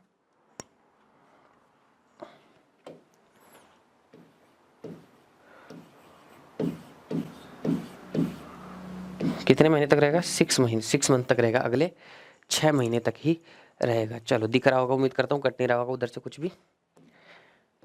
अब इसको सोल्व करना है हम लोगों को, फिर आगे देख लेंगे क्वेश्चन को, पहले इसको सोल्व करो। देखो 3 0 3 0 कट रहे हैं हर जगह से। एक बार इनको प्लस मत करना भाई, प्लस करोगे तो क्या कैलकुलेशन थोड़ी सी डिफिकल्ट हो जाएगी, फिर कर नहीं पाओगे आप लोग सारी चीज़ें। ये 3 0 काट दिए, यहाँ से 3 0 काट दिए, और यहाँ से 3 0 काट दिया। अब इसको देख लो किससे कट रहा है, 6 से कट रहा है कि नहीं कट रहा है, ठीक है। ये 17,000 6 से नहीं कट रहा है, सिर्फ 4 से कटेगा ये, तो इसको 4 से काट दो, ये 4 से कट गया, 4 दूनी 8, ठीक है। ये 4 से कट गया, और फिर ये 4 दूनी 8, 4 पंजो 20, फिर से किसी चीज़ से कट रहा है, ठीक है। अगर किसी चीज़ से कट रहा है तो काट के देख लो, ठीक है। तो 2 से कट रहा है शायद, फिर से 2 को काट दो, फिर से 6, ये 2 काट दिया यहाँ से, ये यहाँ पे 8 आ गया, और यहाँ से ये 2 कट गया, और ये यहाँ पे 3 आ गया। तो अब इसको सोल्व करो, देखो कितना हो गया, 6 तो ये बचा, और 17 ये बचा, तो कितना आएगा ये 23। ये कितना बचा इधर, 8 प्लस कितना, ये तो कट गया पूरा पूरा, 8 प्लस 10 यानी कि 18, और आगे देखना भाई ये कितना बचा है, 5 दिया 15। तो ये आपका ओवरऑल रेशियो आ गया। तो ए बी सी के प्रॉफिट का रेशियो आपके पास में आ चुका है 23:18। ऊपर इसलिए लिख रहा हूँ ताकि नीचे जगह नहीं बची है, 15। ये ए बी सी के इन्वेस्टमेंट का रेशियो आ गया। अब बोल रहा है what will be the A's share in profit if total profit is 30,100 rupees is earned at the end of the 1 year. Total profit आपको 30,100 रुपये दिया गया। टोटल प्रॉफिट कितना बन रहा है भाई यहाँ पे इनका, बताना मुझे। अगर इसका टोटल प्रॉफिट हम लोग निकालेंगे तो कितना बन रहा है, 15 और 18 33, 33 प्लस 23 36, और 56 56। अब मुझे 56 की वैल्यू क्या दे रखी है, 30,100 रुपये दे रखी है। कितने से मल्टीप्लाई करूँ भाई 30,100 आ जाए, सर नहीं पता चल रहा, कोई बात नहीं। तो आप जब ऐसी चीज़ें नहीं पता चले, आप लोगों को ऐसे सीधा मल्टीप्लाई नहीं पता चले, अगर पता चल रहा है तो सीधा कर लिया करो। तो आप सिंपल सा ऐसे बोल सकते हो कि 56 की वैल्यू कितनी थी, 30,100 रुपीज़, तो एक की वैल्यू कितनी होगी, 56 का डिवाइड कर दिया एक तरीके से। या फिर आप ऐसे भी सोच सकते हो, इसको वो आगे बताऊंगा, पहले इसी तरीके से करते हैं कि 56 जो टोटल था रेशियो, उसकी वैल्यू मुझे कितना दे रही है 30,100, तो एक रेशियो की वैल्यू कितनी आएगी, 56 डिवाइड कर दिया। मुझे ए का शेयर निकालना है, तो ए का रेशियो कितना है 23, तो इससे मुझे मल्टीप्लाई करना है। तो इस तरीके से आप लोग इसको भी निकाल सकते हो, ऐसे सोच सकते हो। या फिर आप इसको और भी वैसे ही करना चाहोगे, भाई इससे मुझे 30,100 लाना है, तो एक सिंपल सा उपाय है, जब भी आपको कोई सीधा मल्टीप्लाई फैक्टर नहीं मिलता है तो इस तरीके से तो मल्टीप्लाई फैक्टर मिल ही सकता है कि आप 30,100 लाने के लिए इसको 30,100 डिवाइड बाई 56 से मल्टीप्लाई करोगे। ये तो लिख सकते हो कि ऊपर ये वाली वैल्यू रख देना, नीचे तो ये 56 से 56 कट जाएगा, 30,100 आ जाएगा। तो इस 23 को भी किससे मल्टीप्लाई करना है, 30,100 बटा 56। तो आपका ओवरऑल क्या जाएगा, 30,100 बटा 56 गुणा 23। इसको सोल्व कर लीजिएगा आप लोग। इसको सोल्व करेंगे तो आपका ये आंसर आ जाएगा, भाई चेक कर लेना एक बार, ठीक है। नेक्स्ट क्वेश्चन के ऊपर आते हैं। नेक्स्ट क्वेश्चन बोल रहा है ए बी की तुलना में व्यवसाय में 75,000 75,000 रुपए अधिक लगाता है। ए put 75,000 more in a business, small ए लगा हुआ भाई, यहाँ पे कंफ्यूज है, इन ए बिजनेस देन बी। ठीक है, तो ए 75,000 रुपए ज्यादा लगा रहा है बिजनेस के अंदर। ठीक है, देखेंगे but B has invested his capital for 4 months while A has invested his capital for 8 months. तो एटलीस्ट मुझे टाइम पता चल गया बी और ए ने कितना कितने टाइम के लिए लगाया, अभी मुझे पता नहीं कितना इन्वेस्टमेंट किया, तो आगे देखते हैं। If the share of A is 15,000 more than B, यानी कि जो प्रॉफिट में जो शेयर आ रहा है वो 15,000 रुपए ज्यादा है बी का, out of total profit of 25,000, यानी कि टोटल प्रॉफिट कितना था 25,000, उसमें से ए का जो प्रॉफिट है वो बी से 15,000 ज्यादा था। तो एक तरीके से क्या मैं ये बोल सकता हूँ ए और बी का जो प्रॉफिट मिला के था वो 25,000 रुपए था, और ए का प्रॉफिट बी से कितना ज्यादा है 15,000 ज्यादा है। यही दिया गया है, मुझे लैंग्वेज समझो इसकी, यही दिया गया। यहाँ से क्या मैं ए और बी का अलग अलग प्रॉफिट नहीं निकाल सकता, दोनों को जोड़ोगे तो बी से बी कट जाएगा, इन दोनों को जोड़ोगे तो 40,000 आएगा, इन दोनों को 2 आएगा, तो ए की वैल्यू कितनी आ जाएगी 20,000 आ जाएगी, नहीं आ जाएगी, 40,000 में 2 का भाग दे देना 20,000 आ जाएगी। ए की वैल्यू 20,000 है और बी की वैल्यू क्या है 5,000 है इसका मतलब। तो ए और बी का प्रॉफिट आ गया, प्रॉफिट आ गया तो प्रॉफिट का रेशियो भी आ गया मेरे पास में। तो अब मैंने आपको क्या बोला था, या तो आपको प्रॉफिट का रेशियो निकालना या दिया गया होगा, तो दिया गया सीधा देना जरूरी नहीं है, इस तरीके से भी दे सकता है आप लोगों को कैसे भी कैलकुलेट करवा के। अब आपको क्या करना है, अपनी तरफ से रेशियो निकालना है और उसको किसके बराबर कर देना है, फिर इसके बराबर कर देना है रेशियो प्रॉफिट लॉस का। अब देखो प्रॉफिट का रेशियो क्या आ सकता है, मान लेते ए ने ए पैसा इन्वेस्टमेंट किया, तो ए ने कितने टाइम तक इन्वेस्टमेंट किया 8 महीने तक, तो ए का प्रॉफिट का रेशियो क्या आना चाहिए, आना चाहिए। बी ने कितना इन्वेस्टमेंट किया, बी किया, मान लेते हैं बी ने बी इन्वेस्टमेंट किया, भाई ये ए डेज बी डेज मान लेना, भाई ए बी कोई बोल देगा सर प्रॉफिट है, तो ये इन्वेस्टमेंट है ए डेज बी डेज। बी ने कितने महीने तक किया 4 महीने तक इन्वेस्टमेंट किया, क्या ये प्रॉफिट का रेशियो है कि नहीं है, ये इन्वेस्टमेंट मल्टीप्लाई बाय टाइम ही तो है, प्रॉफिट का रेशियो है, तो ए का प्रॉफिट बी का प्रॉफिट, तो रेशियो बराबर करो। ए का प्रॉफिट कितना था 20,000 था, और बी का प्रॉफिट कितना था 5,000 था, ये आ गया लो 4, ठीक है 4 दूनी 8 और ये 2 आ गया, तो ए बटा बी कितना आ जाएगा आपके पास में 2/1। तो ए और बी के प्रॉफिट का रेशियो आ गया कि नहीं आ गया आपके पास में, तो मैं ऐसे लिख दो चाहे ऐसे लिख लो आप लोग, ए और बी के इन्वेस्टमेंट का रेशियो आ गया मेरे पास में कितना 2:1। अब क्वेश्चन क्या बोल रहा था कि ए ने बी से 75,000 रुपए ज्यादा इन्वेस्ट किया, यही तो बोल रहा था, तो रेशियो के हिसाब से ए ने बी से कितना ज्यादा इन्वेस्ट किया 1 रुपया, लेकिन एक्चुअल में ये 1 रुपया कितना है 75,000, तो कितने से मल्टीप्लाई करना पड़ेगा 75,000 से मल्टीप्लाई करना पड़ेगा। पूछा क्या गया है बी द्वारा योगदान किया गया, बताइए, तो बी ने कितना योगदान किया, बी ने कितना इन्वेस्टमेंट किया था 75,000 से मल्टीप्लाई कर दो तो 75,000, ठीक है, तो आपका आंसर आ जाएगा 75,000। ठीक है भाई, पूरा एकदम प्रोसेस से मैंने आप लोगों को क्वेश्चन सोल्व करना बताया। अप्रोच एक ही होनी चाहिए, देखो अर्थमेटिक में हर टॉपिक की अलग अलग अप्रोच लगाओगे ना बार बार में हर क्वेश्चन में, तो पता नहीं चलेगा कि कहाँ पे क्या लगाना है, इसलिए हमेशा इसी तरीके से करो चीज़ों को। दूसरा एक बात और बता देता हूँ, फिर से एक बार रिपीट कर रहा हूँ, पीडीएफ के लिए टेलीग्राम ग्रुप ज्वाइन कर लीजिएगा, नहीं बाद में आप लोग कमेंट करोगे सर पीडीएफ चाहिए, तो डिस्क्रिप्शन में टेलीग्राम लिंक का लिंक भी दिया हुआ है टेलीग्राम ग्रुप का, या फिर आप लोग सर्च बार में कैसे जाए कर सकते हैं, मैंने वीडियो के स्टार्टिंग में बता दी सर। तो पीडीएफ के लिए वो कर लीजिएगा, जो सॉल्यूशन मैं यहाँ पे लिख रहा हूँ ना, ये ऐसा कैसा पीडीएफ में मिलेगा आपको, यही टेक्स्ट मिलेगा जो मेरे हाथ से लिखा हुआ है, और यही क्वेश्चन इसी तरीके से मिलेगा, ताकि आपको समझ में भी आ जाएगा, क्लास रिवाइज करने में बड़ी आसानी हो जाएगी आप लोगों को। नेक्स्ट क्वेश्चन के ऊपर आ जाते हैं। देखो भाई नेक्स्ट क्वेश्चन क्या बोल रहे हैं, ए और बी ने 36,000 और 81,000 की पूंजी के साथ एक व्यवसाय शुरू किया और इस बात से सहमत है कि 20% लाभ चैरिटी में जाता है और शेष लाभ निवेश के अनुसार विभाजित होता है। यदि ए को लाभ के रूप में 14,400 रुपये मिलते हैं तो कुल लाभ क्या है, आपको टोटल प्रॉफिट निकालना है। देखो एक बात समझ लेना, जैसे जो भी इन्वेस्टमेंट करता है, जो जिस भी तरीके से जो भी बंदा इन्वेस्टमेंट करता है किसी भी बिजनेस में, तो उसको जो प्रॉफिट होता है उसी इन्वेस्टमेंट और टाइम के रेशियो के हिसाब से मिलता है, जो हमने सीखा। लेकिन मान लो 100 रुपये प्रॉफिट हुआ, टोटल मान लो 100 रुपये प्रॉफिट हुआ। अब उन दोनों बंदों ने मिलकर सोच लिया कि हमें जो भी प्रॉफिट होगा उसमें से 20% यानी 100 का 20% हम क्या कर देंगे, चैरिटी में दे देंगे। बचा कितना, 100 रुपये प्रॉफिट नहीं बचा, बचा 80 रुपये प्रॉफिट। तो अब जो उनका इन्वेस्टमेंट मल्टीप्लाई बाई जो टाइम के रेशियो में जो प्रॉफिट डिस्ट्रीब्यूट होगा वो कितने रुपए होगा, सिर्फ 80 रुपये होगा, ना कि 100 रुपये होगा। बस आपको इसी बात को समझते हुए इस क्वेश्चन को निकाल देना है। देखो भाई ए और बी ने 36,000 और 81,000 रुपए की पूंजी के साथ एक व्यवसाय शुरू किया। इसमें कुछ टाइम की बात कर रहा है, पूरे साल के लिए इन्वेस्ट किया तो टाइम तो सेम हो गया। तो ए और बी का प्रॉफिट का रेशियो क्या आ जाएगा, 36,000 और 81,000 का आप रेशियो निकाल दो। अब देखो, अब धीरे धीरे थोड़ा सीधा करने की कोशिश करेंगे। अब मैं इसका रेशियो पेपर के ऊपर कम से कम लिखने का प्रयास करना, तो इसका रेशियो 36,000 81,000 नहीं लिखूंगा पेपर में, सीधा पता चल रहा है कि 3 0 3 0 कट जाएंगे, फिर 9 से काट दूंगा, 9 चौक 36 और 9 9 81। तो ए और बी के प्रॉफिट का रेशियो क्या हो गया, ये हो गया। प्रॉफिट का या इन्वेस्टमेंट का दोनों रेशियो यहाँ पे बराबर ही होंगे, एक ही बात है।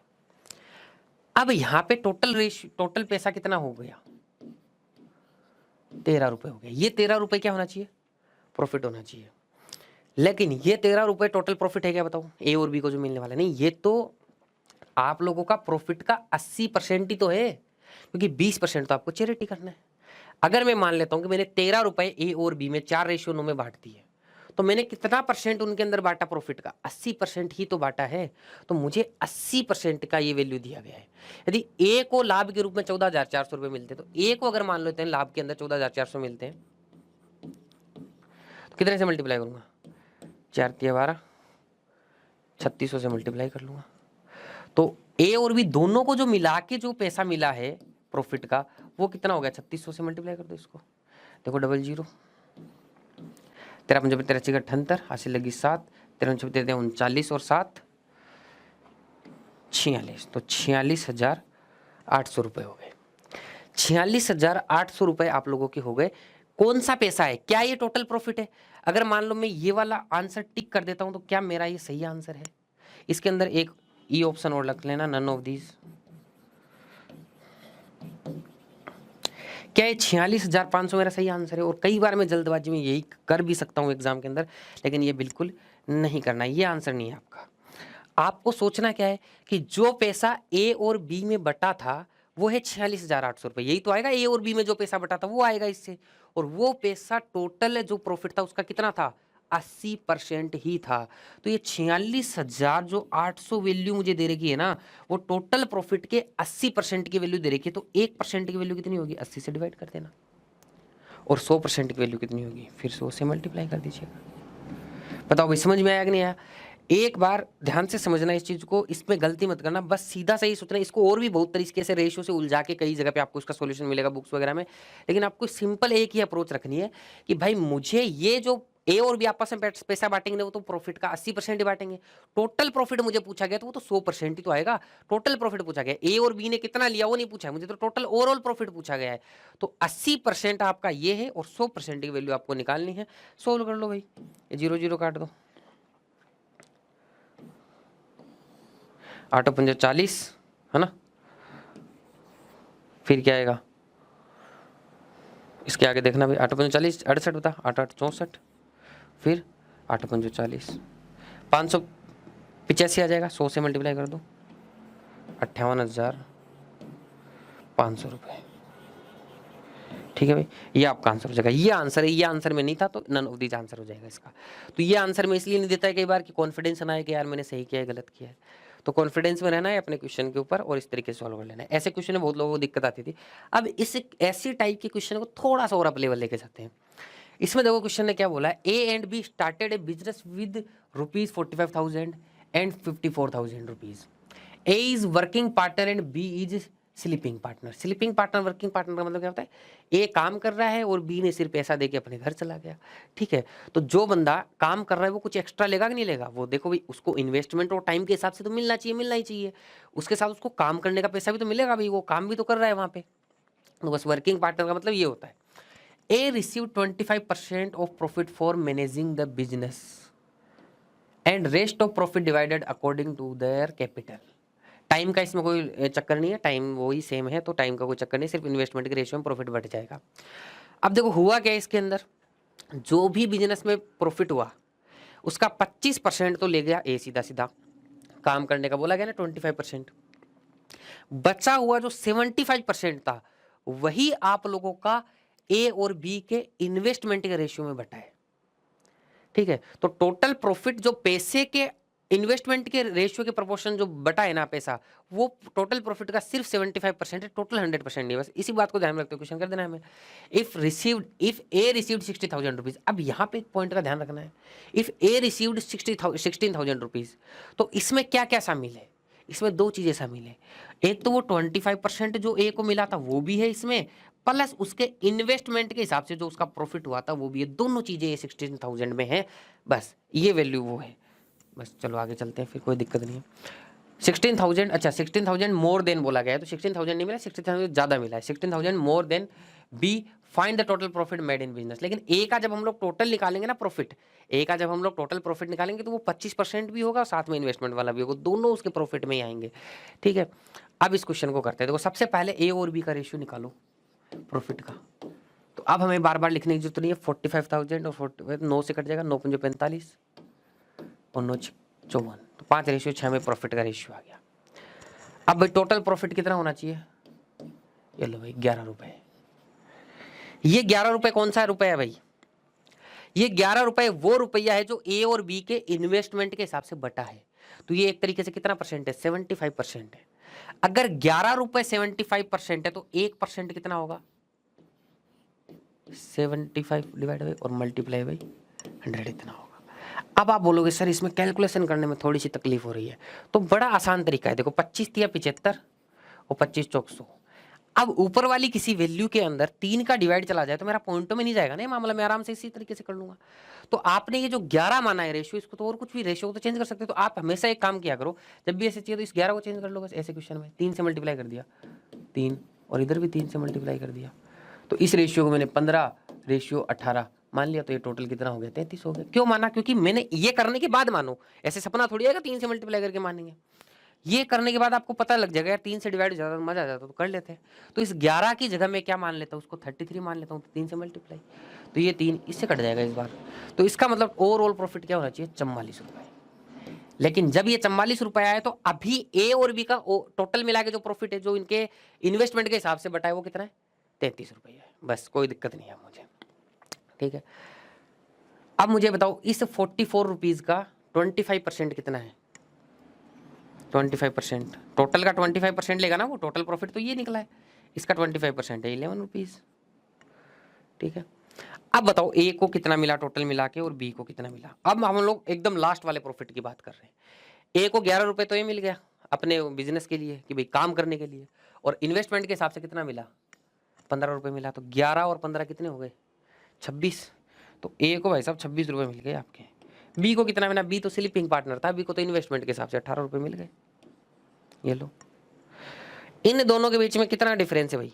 ए को बी से, ये प्रॉफिट का रेशियो है कि नहीं लास्ट में, जो ओवरऑल प्रॉफिट मिला, इन्वेस्टमेंट के रेशियो में नहीं, ओवरऑल प्रॉफिट मिला उसका रेशियो है ये। तो ए और बी के ओवरऑल प्रॉफिट के रेशियो के बीच में डिफरेंस कितने का है रेशियो के हिसाब से? 8 रुपये का। लेकिन मुझे कितने का दे रखा है? ए को 16,000 रुपये ज़्यादा मिलता है ना, और यहाँ पे ए को कितना ज़्यादा मिल रहा है? 8 रुपये ज़्यादा मिल रहा है। लेकिन ये 8 नहीं होगा, कितना है? 16,000 है, तो कितने से मल्टीप्लाई? 2,000 से मल्टीप्लाई। तो पूछा गया है तो कुल लाभ कितना प्राप्त होगा? तो कुल लाभ क्या था? 44,000। तो 44,000 कुल लाभ, यहाँ पे यही तो होगा ना 44, ए और बी का कुल लाभ, इस दोनों का रेशियो करेंगे तो ये भी कितने से मल्टीप्लाई? 2,000 से। क्या आंसर आ जाएगा? 88,000। 88,000। ठीक है भाई, तो यहाँ पे टोटल जो लाभ होगा वो, यहाँ पे एक जीरो मिसिंग है, तो 88,000, सब में एक जीरो लगा लेना भाई ऑफिस उसके अंदर। ठीक है, तो आपका 88,000 रुपीज़ आपका आंसर आ जाएगा। बताओ भाई, सबसे आसान तरीका है कि नहीं है ये वाला क्वेश्चन करने का? इसी तरीके से करिएगा, कभी कन्फ्यूजन नहीं होगा आप लोगों को। चलो भाई, अब ये बड़ा आसान सा एक क्वेश्चन आ जाता है कई बार एग्जाम के अंदर, एग्जाम में आया हुआ इसलिए करा रहे हैं, बाकी आप लोग इसको बड़ा आसानी से कर सकते हैं हमारे उसी कॉन्सेप्ट से कि अगर प्रॉफिट का रेशियो आपको दिया गया हो तो प्रॉफिट जिससे आपको निकालना है उसके बराबर कर दो। ठीक है, तो आपको क्या बोला गया? A and B are partners in a business, they invested in the ratio 5:6। तो ए के इन्वेस्टमेंट का रेशियो ये दे दिया मुझे। At the end of 8 months A withdraws if, मतलब 8 महीने बाद में ए ने अपना पैसा वापस निकाल लिया, पूरा पैसा ही निकाल लिया, मतलब कुछ भाग नहीं दिया है ना, आधा निकाला पूरा निकाला, तो इसका मतलब विड्रॉ मतलब पूरा ही निकाल लिया होगा।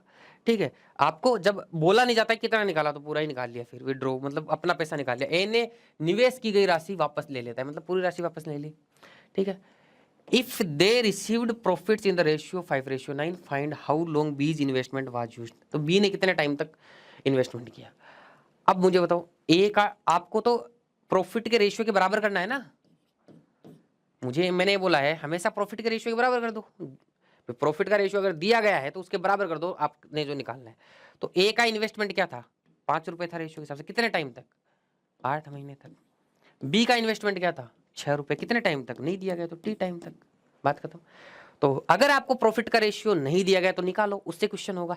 अगर प्रॉफिट का रेशियो दिया गया तो भी निकालो, लेकिन उसके बराबर कर दो लास्ट में। इन्वेस्टमेंट इनटू टाइम से निकालो और जो दिया गया उसके बराबर कर दो वैल्यू के। आपका यहाँ से टी की वैल्यू आ जाएगी। देखो भाई टी की वैल्यू क्या आ रही है, 5 से 5 कट गया, ठीक है। और ये कितना आएगा, 3 दूनी 6, 3 तिया 9 और ये 2 चौक 8। तो टी की वैल्यू क्या आ जाएगी, 4 और 3 को मल्टीप्लाई कर दो, 12 मंथ। तो 12 महीने आपका आंसर हो गया, ठीक है। बड़ा इजी सा क्वेश्चन है, इस पैटर्न के क्वेश्चन बहुत बार आते हैं। सेम क्वेश्चन ये एक बार SBI क्लर्क प्री में आया था, सेम क्वेश्चन है, कोई फर्क नहीं है, वैल्यू चेंज है। इसका आंसर सभी लोग मुझे कमेंट करके बताएंगे भाई, ठीक है। सारे लोग इसका कमेंट करके आंसर बताओ सोल्व करने के बाद में, है ना। कमेंट कर दीजिएगा, मैं देखूंगा कौन सही कर रहा है। अब हम लोग आ जाते हैं एक मेंस के क्वेश्चन के ऊपर, जो आज की हमारी क्लास का लास्ट क्वेश्चन होगा। देखो भाई एक बात और ध्यान रखना, अगर आपने अप्रोच सही से सीखी है ना, तो कोई मेंस ना है ना कोई प्री है, सब क्वेश्चन आराम से हो जाएंगे। थोड़ा सा बड़ा क्वेश्चन है, इसलिए हिंदी इंग्लिश लेने के चक्कर में थोड़ा अगर नहीं दिख रहा हो तो थोड़ा जूम करके स्क्रीनशॉट लेके देख लीजिएगा किसी भी तरीके से, या फिर वीडियो की क्वालिटी बढ़ा के देख लेना।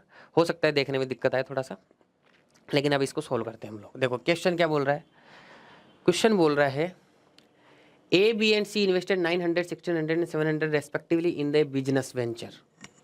ठीक है भाई, इतने पैसा इन्वेस्ट किया after end of first quarter. Quarter क्या है भाई, क्वार्टर का मतलब, क्वार्टर्स मतलब 4 का डिवाइड, क्वार्टर कितने कितने महीने का होता है भाई, 3-3 महीने का होता है, मतलब 12 महीने का पूरा साल होता है। तो क्वार्टर कितने महीने का होगा, 3 महीने का। तो क्वार्टर से कंफ्यूज नहीं होना है, सिर्फ 3 महीने बाद की बात कर रहा है, फर्स्ट क्वार्टर में, ठीक है। After end of first quarter, 3 महीने बाद में, they invested addition amount in the ratio 2:5:3। इस 3 रेशियो के अंदर उसने फिर से इन्वेस्टमेंट कर दिया। उसके बाद then after end of the second quarter A B and C invested additional amount of this in this ratio 4:3:4। उसके बाद में अगेन एक क्वार्टर और, again after the end of third quarter they invested additional amount in the ratio of this. तो बताओ ये वाला पैसा कितने महीने तक रहेगा, पहले वाला पैसा, ये वाला पैसा तो पूरे 12 महीने तक रहेगा, और ये वाला पैसा कितने महीने तक रहेगा, इस रेशियो वाला फर्स्ट क्वार्टर वाला 3 महीने बाद आएगा, तो अगले 9 महीने के लिए रहेगा ये। और ये वाला जो सेकंड क्वार्टर के बाद मतलब 6 महीने बाद जो पैसा आ रहा है, वो अगले 6 महीने तक बिजनेस में रहेगा। और उसके 3 महीने बाद यानी ओवरऑल 9 महीने बाद में जो पैसा आएगा वो इस रेशियो में आएगा, और ये अगले 3 महीने के लिए ही बिजनेस में रहेगा। ये बात समझ में हमें इस ये भी जो सेंटेंस दे रखी है उससे ये बात हमारे समझ में आ रही है। अब आगे चलते हैं, क्वेश्चन क्या बोल रहा है, if they had invested additional amount at the end of the each quarter as same as the ratio they had invested after end of first quarter. यानी कि ऊपर वाली जो इन्फॉर्मेशन है उसमें उसने थोड़ा सा इसकी वजह से चेंज कर दिया। क्या बोला उसने कि भाई जो अमाउंट उन्होंने हर क्वार्टर के बाद में इन्वेस्ट कर रहे थे ना, वो इसी रेशियो में होगा, मतलब 2:5:3 फर्स्ट क्वार्टर के बाद था। ये वाला रेशियो इस क्वेश्चन में कोई काम का नहीं है, क्योंकि ये इस वाले रेशियो की जगह यही रेशियो आ जाएगा, क्योंकि इसने बोल रहा है कि each quarter is same as ratio as they had invested after end of first quarter. तो ये वाला रेशियो कोई काम नहीं आएगा, इस रेशियो में यहाँ पे इन्वेस्टमेंट हो रहा है, ठीक है। तो हर बार यही रेशियो के अंदर इन्वेस्टमेंट हो रहा है। अब आगे केवल then find the profit of B at the end of 1 year if they had total profit at the end of year 1,25,000 rupees. अब वही हम लोगों को क्या करना है, ए का प्रॉफिट का रेशियो, बी का प्रॉफिट का रेशियो और सी का प्रॉफिट का रेशियो निकालना था। अब आपने ये देखा भाई, देखो पहले साल के पहले शुरू में 900 रुपये इसने किया, तो 900, ठीक है। अब ये 900 रुपये 12 महीने तक रहेंगे, रहेंगे कि नहीं रहेंगे, ये तो है ही है। 900 के बाद में कितना इन्वेस्टमेंट हुआ, 3 महीने बाद में, फर्स्ट क्वार्टर के बाद में 2:5:3 में इन्वेस्टमेंट हुआ। अब 2:5:3 में इन्वेस्टमेंट हुआ, तो आप यहाँ पे तो उस रेशियो को तो लिख नहीं सकते सीधा सीधा रेशियो को, क्योंकि ये तो रियल वैल्यू आ रही है ना 900, सीधा रेशियो प्लस थोड़ी कर दोगे, सिर्फ एक ही चीज होती तो कर दी। जहां अगर रुपीज में आपने वैल्यू ले ली है तो रेशियो में कैसे ले सकते हो अगले क्वार्टर की। तो रेशियो को रियल में बदलने के लिए क्या करते हैं हम लोग, 2x 5x 3x मान लेते हैं। तो ये मैं आपको हर जगह के लिए बता रहा हूं कि जहां भी रेशियो में आपको दिक्कत आए कि रेशियो को आप लोग यूज नहीं कर पा रहे हो क्वेश्चन में के अंदर एज ए रेशियो, तो आप उसमें x का मल्टीप्लाई y का मल्टीप्लाई करके एज ए उसको रियल वैल्यू मान सकते हो। एज ए रियल वैल्यू का मतलब जो भी रुपीज के अंदर अमाउंट, तो मैं ये मान सकता हूँ इसका अमाउंट अगर 2x होगा तो इसका 5x होगा, इसका 3x होगा, x की वैल्यू बाद में निकाल लेंगे। तो इसका जो a का इन्वेस्टमेंट था वो 2x था। कितने महीने के लिए? 9 महीने के लिए, क्योंकि 3 महीने बाद इन्वेस्टमेंट आया। फिर से अगले 3 महीने बाद में यानी ओवरऑल 6 महीने बाद में फिर से इसी रेशियो में जाएगा इन्वेस्टमेंट। तो इस बार रेशियो में ही जाएगा, लेकिन रियल वैल्यू वो नहीं होगी इन्वेस्टमेंट की। रेशियो ये हो सकता है यहाँ पे मान लो 2000 5000 3000 किया हो, अगली बार मान लेते हैं 4000 10000 6000 किया हो, ठीक है। तो रेशियो अलग हो सकता है। तो अगली बार का इन्वेस्टमेंट में क्या मानूंगा? अलग अलग रेशियो है ना, 2y 5y और 3y, यही मानूंगा। तो अगली बार जो रेशियो इन्वेस्टमेंट हुआ है वो 2y का हुआ है, 2y का रेशियो हुआ है। कितने टाइम के लिए? अगले 6 महीने के लिए। उसके 3 महीने बाद यानी ओवरऑल 9 महीने के बाद में इन्वेस्टमेंट हुआ है फिर से इसी रेशियो में। लेकिन ये तो नहीं मान सकता मैं, मुझे इस बार क्या मानना पड़ेगा? 2z 5z और 3z ये मानना पड़ेगा xyz के अंदर। तो फिर से क्या आएगा? 2z multiply by 3। इस तरीके से आप b का भी निकालो, c का भी निकालो, फिर उसको कैलकुलेट करो। तो ये ऐसा लग रहा है जैसे कि बहुत ज़्यादा टाइम कंज्यूमिंग हो जाएगा, ठीक है। तो इस तरीके से तो इस क्वेश्चन को करना पॉसिबल है, लेकिन बहुत ज़्यादा टाइम कंज्यूमिंग हो जाएगा। लेकिन यहाँ पे इस क्वेश्चन में एक खासियत दी हुई है, उस खासियत को आपको अगर थोड़ा सा ऑब्जर्व कर पाएंगे तो ये सारा झंझट हमें करना नहीं पड़ेगा। वो क्या है? वो ये है कि देखना भाई, ध्यान से समझना। ये क्या हो गया? हर बार देखना आप लोगों से किसका वो पूछा गया है, देखना किसका पूछा गया? If they had invested additional amount of the at the end of the each quarter as same they had invested, find the B's profit. B का प्रॉफिट पूछा गया है, तो बी का प्रॉफिट इसी रेशियो में होगा। तो आप यहां देखना, ए और सी का इन्वेस्टमेंट यहां पे मिला के बी के बराबर है, यहां भी ए और सी का इन्वेस्टमेंट मिला के बी के बराबर है, यहां भी ए और सी का इन्वेस्टमेंट मिला के बी के बराबर है, और यहां भी देख लो भाई, ए और सी का इन्वेस्टमेंट कितना है? 700 और 900 1600 है, बी के बराबर है। हर जगह पे इन्वेस्टमेंट इतना ही, और टाइम हर जगह इन्वेस्टमेंट के जगह पे समय सेम है। तो क्या मैं ऐसा नहीं बोल सकता हूं कि जो ए का प्रॉफिट आएगा, ए और सी का प्रॉफिट आएगा, वो प्रॉफिट आपका बी के बराबर होगा? एज सिंपल है, यही होगा।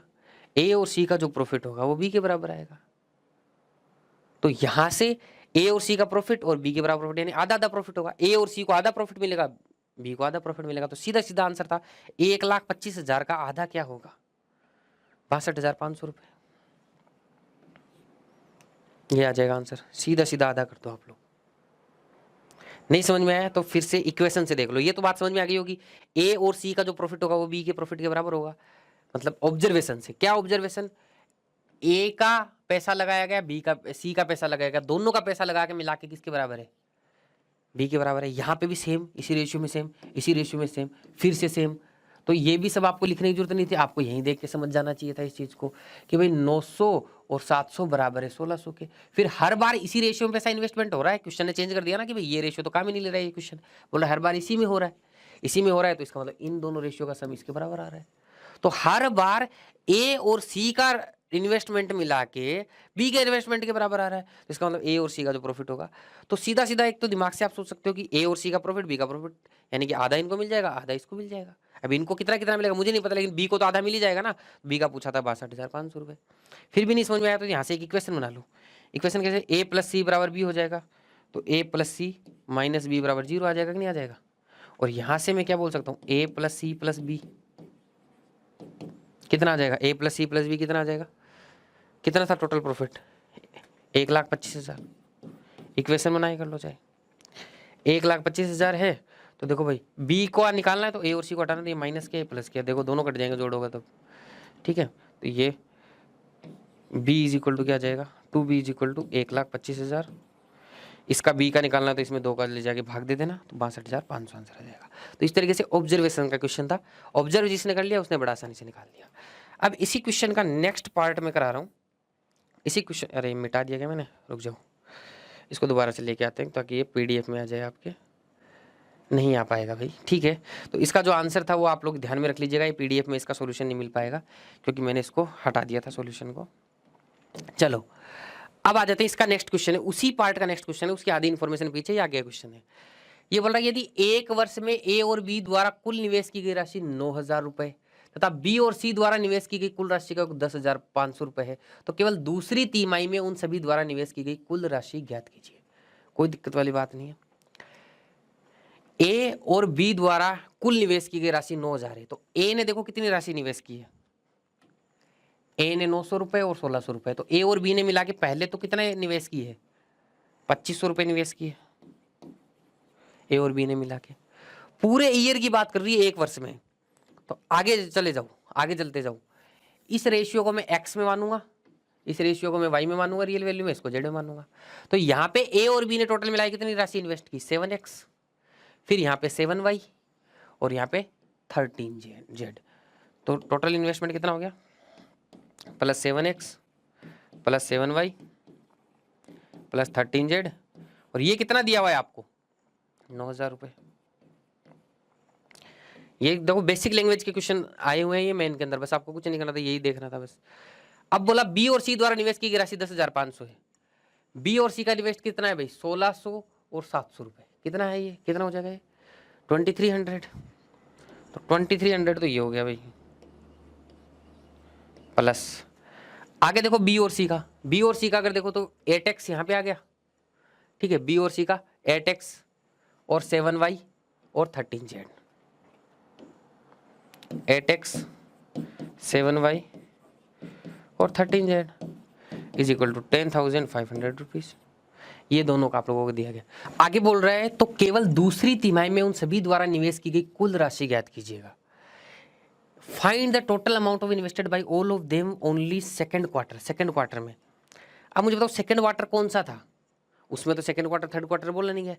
सेकंड क्वार्टर कौन सा था, पहला 3 महीना और अगले 3 महीने तो थे सेकंड क्वार्टर, अगले 3 महीने तो सेकंड क्वार्टर में उन्होंने कितना, मतलब only in second quarter, second quarter में उन्होंने कितना इन्वेस्टमेंट रखा है। तो देखो भाई पहले क्वार्टर में तो ये इन्वेस्टमेंट था ही था ना, और पहले क्वार्टर के एंड में जो इन्वेस्टमेंट किया वो ये था। तो पहले क्वार्टर के एंड में जो इन्वेस्टमेंट हुआ वो सेकंड क्वार्टर के लिए था कि नहीं था, वही सेकंड क्वार्टर के लिए था। ऐसे नहीं बोला गया सेकंड क्वार्टर के एंड में, नहीं, सेकंड क्वार्टर के एंड में तो ये इसमें कंफ्यूज मत हो जाना।